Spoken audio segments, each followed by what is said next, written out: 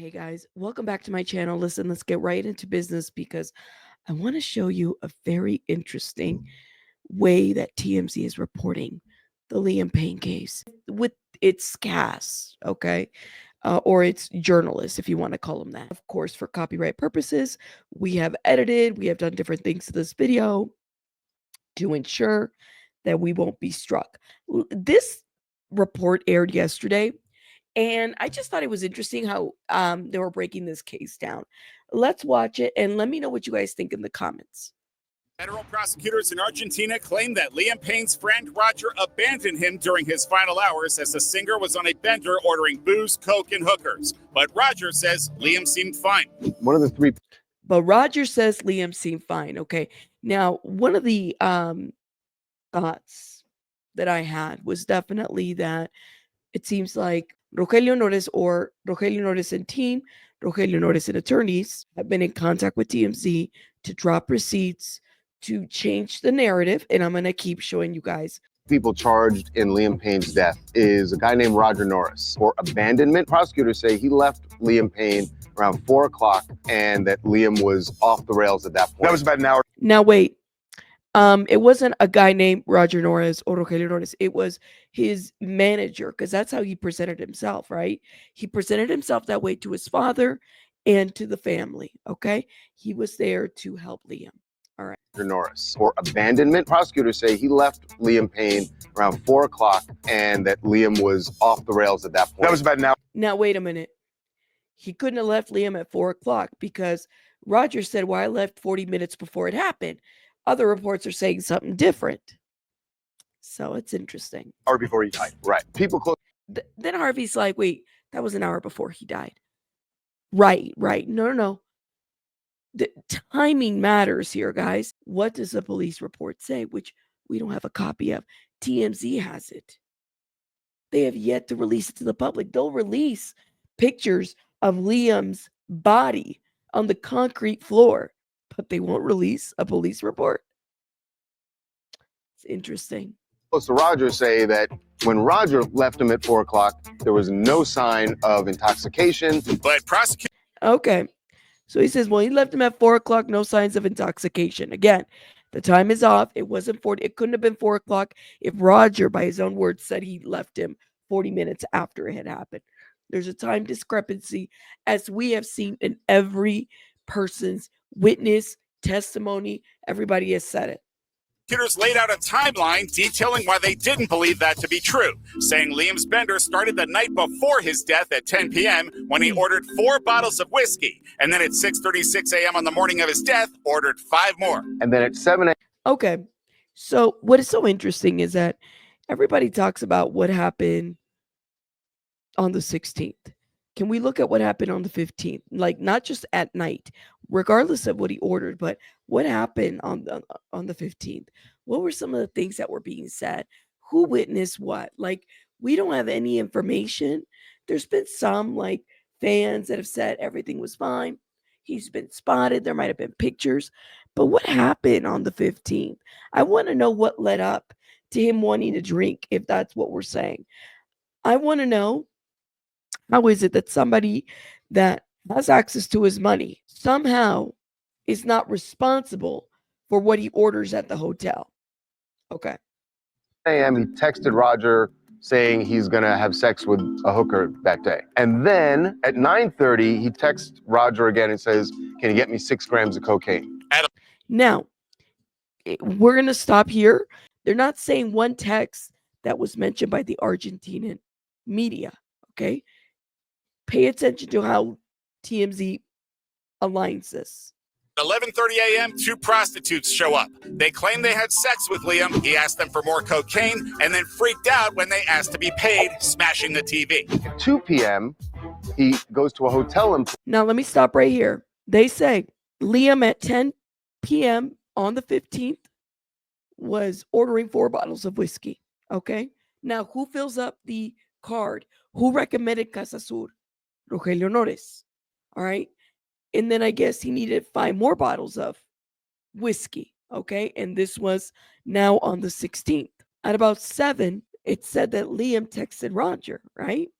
And he says, dude, I'm going to order these hookers, okay, or these ladies. How come we don't have a time frame on when the hookers left? I'm not joking. I'm showing you what TMZ is showing us. Look, why don't they show when these escorts left the room? Why aren't they showing when these escorts left? So at about 2 p.m., apparently it was said that Liam told hotel employees that he needed about another 7 grams, right? About another 7 grams. So at 7, he told Roger that he needed hookers. And then about 9:32, he told Roger he needed 6 grams. And then at about 2 o'clock, he needed another 7. We're missing a text message that the Argentina media released that I showed you guys. This is what it is. So while Liam is requesting for drugs, Rogelio Norris is telling him, this is the good 6 grams. This 6 grams is the good one. Y'all remember that? This is what TMZ is not putting on their report when they report this. Employee and says, I'm going to need another 7 grams today. At 3:45, Roger comes back to the hotel, according to the prosecutors, to pay the prostitutes. And now this is interesting. It says that at about 3:45 p.m., Roger came to the hotel to pay the prostitutes. Okay, so he orders these hookers, allegedly, based on what TMZ is saying, at about 7. The hookers stay there the whole time until Roger comes back, until, for the prostitutes to be paid. So he orders these hookers at 7. I don't know, they get there at whatever time they get there. They hang out there. They don't get paid until Roger comes back about 3:45. Did they leave then? When did they leave? Where were these hookers the whole time? Right? Because what this tells me is that they were either hanging out in front of the hotel, in the room, where? In between now and then, how come TMZ doesn't mention this watch? How come TMZ doesn't point out, like, according to the watch was noticed at this time. These prostitutes didn't see the watch? Okay. and a hotel employee noticed the word they used was visibly drunk. Now, Roger says not true. Roger says he was fine. And this is, Of course, Roger says he was fine. So here it is. So at about 4:04 p.m., Roger left the hotel. Housekeeper heard Liam breaking objects in the room. 4:04. TMZ is saying, well, about an hour or an hour. He left an hour. Roger said 40 minutes. 40 minutes. And now the timeline is 4:04. Time is everything here, especially when you have so much inconsistencies. Time is everything, y'all. None of this timeline makes sense to me. when Roger leaves, and prosecutors say Liam becomes really erratic and hotel employees have to carry him to his room. So him being carried to his room happened after Rogelio Norris left. When did the prostitutes leave? After they got paid? So they waited so many hours? I just have a lot of questions. They're calling Roger, according to these documents, saying, come take care of him. How do they have his number? According to Well, how do they have this number? Because he set Liam up for this hotel, right? Roger, in my opinion, knows people here in this hotel. Okay.